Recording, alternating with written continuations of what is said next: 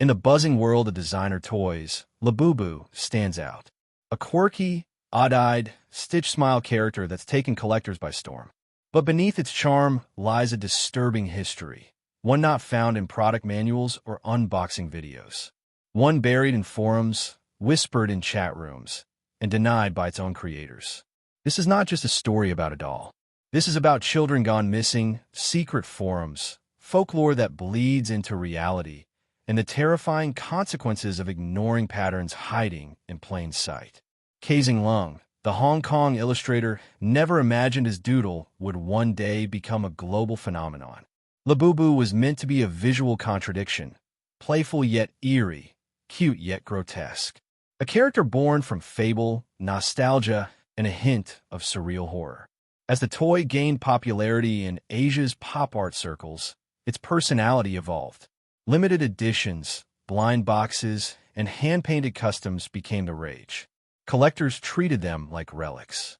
But some noticed the tone shift when Labubu entered their homes. Lights flickered, cold spots emerged. Pets acted strange. Online communities dismissed it as hysteria, until kids started drawing Labubu in unsettling scenes. Until parents noticed their children whispering to the doll. Or worse, waking up at night, standing completely still, eyes open, smiling. In 2019, Amira Tan, age 14, vanished from her home in Kuala Lumpur. No forced entry, no signs of struggle. Her room was untouched, save for one thing. Her Labubu doll, sitting on the desk, facing the window. Amira's diary, recovered later, contained entries about the Stitched King, a hollow forest, and a path of red string. One poem read, "When the lights are low and dreams grow wide, he comes to play from the shadow side." The police found no leads. But months later, deep in a rainforest, a hiker stumbled upon a clearing. At its center, a thread-wrapped tree, and at its base, Amira's Labubu, its mouth painted shut, its eyes gouged. Japanese historians started weighing in. Some saw parallels between Labubu and an ancient forest spirit, Mokushi, a spectral mimic known to lure children into wooded areas by imitating voices of loved ones. Old scrolls described a creature that never blinked, always smiling, always watching. It was drawn with a gaping mouth, wide eyes, and an unsettling grin. Sound familiar? Was Kazing Lung influenced by this? Or had he tapped into something older without knowing? Labubu's rise began to look like more than just great marketing. Stories started connecting, across time zones, languages, and borders. A now-erased online community called Labubu's World once had over 15,000 members. Threads discussed not just collecting, but shared hallucinations, dreams, and strange behaviors. One user posted about her brother talking to the doll in a different voice. Another shared videos of her Labubu changing position on its own. The forums were wiped in 2021. No backup, no explanation. Insiders suggest it was taken down due to pressure from the toy's parent company. But conspiracy theorists believe otherwise, that it was a purge of evidence. A supposed former employee, known only as Mr. H, shared a chilling story. A prototype called Model 12B. Only 3 were made. This version of Labubu had reflective glass for eyes, not plastic, and its smile was reversed, like a frown turned upside down. Owners complained of auditory hallucinations, whispers, humming lullabies. One returned the doll after her daughter said it sang her dead name.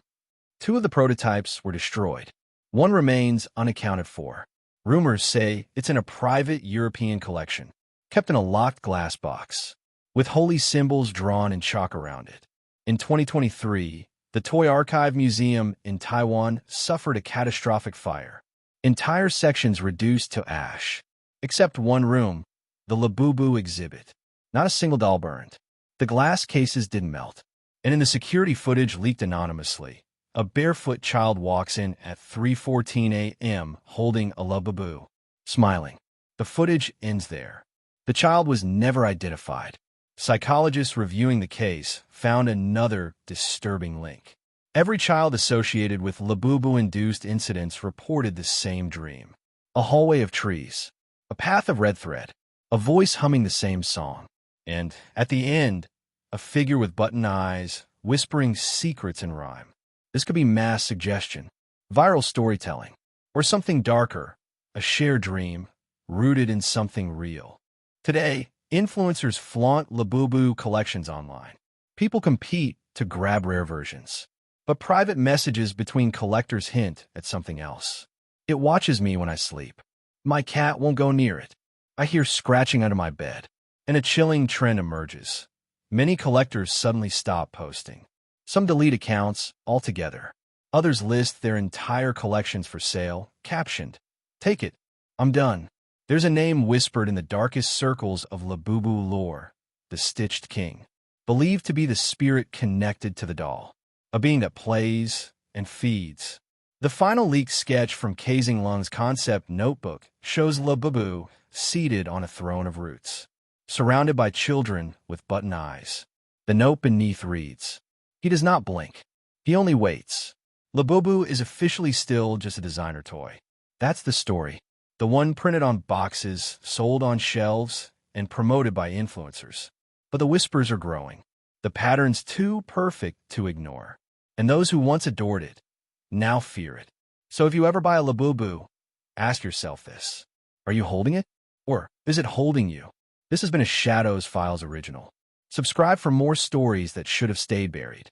And remember to like, comment if you want more stories like this.